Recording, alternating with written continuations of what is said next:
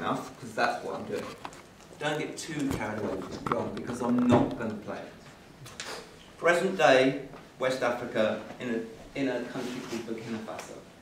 You might have heard on the news they've had various revolutions and coups recently, but I was there before.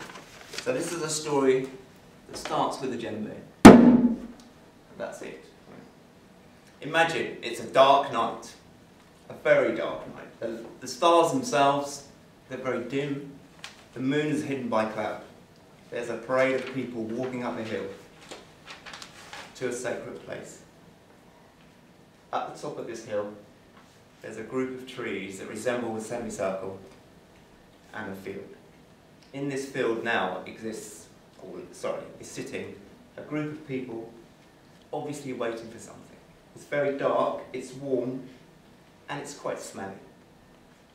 This group of people move quietly up the hill without speaking.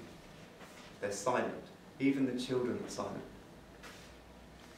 The mothers sometimes shushing their children, but generally we have silence. Step by step, obviously in thought, they're moving up the hill to this sacred place. As they get to this sacred place, they can see people there in a circle around the trees, inside the trees, sitting on whatever they brought with them. They could be buckets upturned, wooden trunks, in fact anything, a few chairs. Everything is regimented. You can't see their faces because it's so dark. All you can see is heads without expressions. Everybody is quiet. It's eerie. We move into our places. The older people sit at the front, so obviously I sit at the front, along with the other older people. The families and their children are behind us. Behind them are the youth of the local village. Quietly, no one's speaking. It's strange, because African people speak a lot. It's quiet. We walk in, we take our places, there's a crack on the drum. And suddenly, from nowhere, this group of women move through the crowds to the centre and start dancing. First with their right foot, then with their left. They shake their arms. At the same time, they're shouting, screaming, squealing almost, whooping. The noise is loud. There's a crescendo of noise, and I'm thinking, what's happening next? Because even though I've been in Africa many times, I've never seen this. After a little while, there's another crack on the drum. All the time there's other drums playing, but this is a loud crack. They move away, they're taken back to their seats, they sit down, it's quiet. We're called to the left. We look to the left, there's an entourage of people coming. I don't know who they are, but they must be important because we're all sitting there, waiting. Here they come. It turns out to be the king of Fada, which is the second city in Burkina Faso. He's walking up with other members of his entourage, jingling bells, drumming the Burkina drum, which is a very strange drum. Doesn't make much sound, it's like a dull thud. They're making their way up to the group, and everybody's quiet apart from this sound. So you can imagine, it's a very eerie sound. Quiet, a little bit, dull drumming, a bit of shaking with the bells. As they reach the middle of the circle, they position themselves.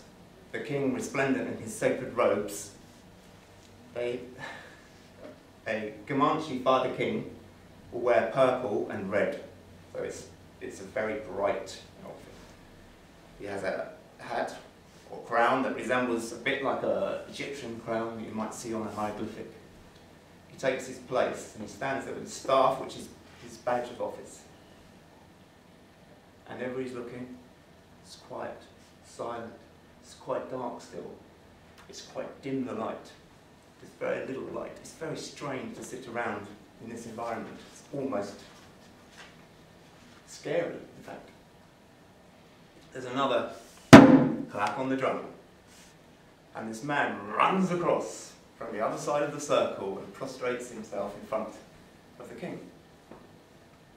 There's some language going on. I presume it's a local language, Comanche, but I don't speak that, so I don't know. There's a conversation. He then walks over to another group of people who I haven't seen before, but are obviously different from the rest. A small group, father, old man, a couple of daughters and children, and some older youths. He does exactly the same. And as he comes up, he unfurls his hand, and there's an amount of money there, and he gives it to this couple, this family. And then he starts to dance. But it's not the dance of the lady stamping the foot and shaking the arms.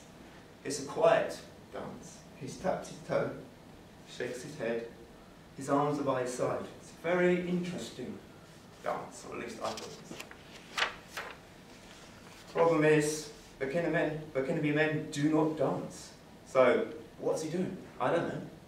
It's a real, if you go anywhere in Burkina, any bar, even when they've had a drink, they don't dance. He's dancing.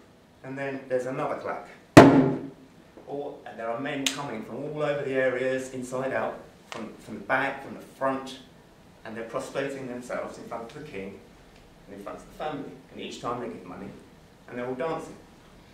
Imagine a circle full of men who don't dance, shaking their heads and doing a silent dance. It's almost like a silent disco. And then this goes on for another period of time. And we're all waiting for something really big to happen. Well, at least I am, because that's what I thought was going to happen. And then we hear another clap on the drum. It's the chief Fada stands up with his staff, raises it above his head, shouts some words in the local language. Everybody comes into the middle, apart from me, because I don't know what I'm supposed to do, and starts screaming, squealing, shouting, hooping, whooping. There's so much noise, my eardrums are bursting. It's just horrendous. And then this goes on for a couple of periods of time, so a couple of minutes of time.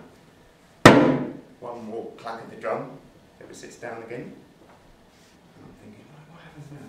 Sit there. I'm sitting there quietly, looking, watching. I want to take pictures, but you know, it's not appropriate really, is it? And then what happens is,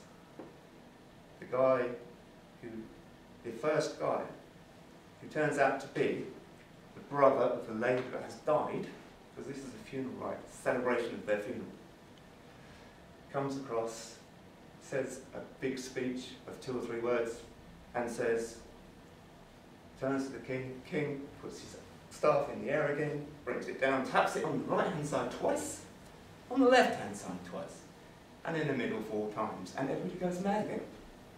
And then we have one more clap of the drum. And silence comes, the king moves off out where he's come, his entourage follow him, and we follow him down the hill to this area where there is gourds of Dolo and millet beer, which is very alcoholic, and everybody gets absolutely, let's use a nice one, drunk. And that's my explanation why Burkinabe men don't dance. They only dance at funeral rites. Thank you very much.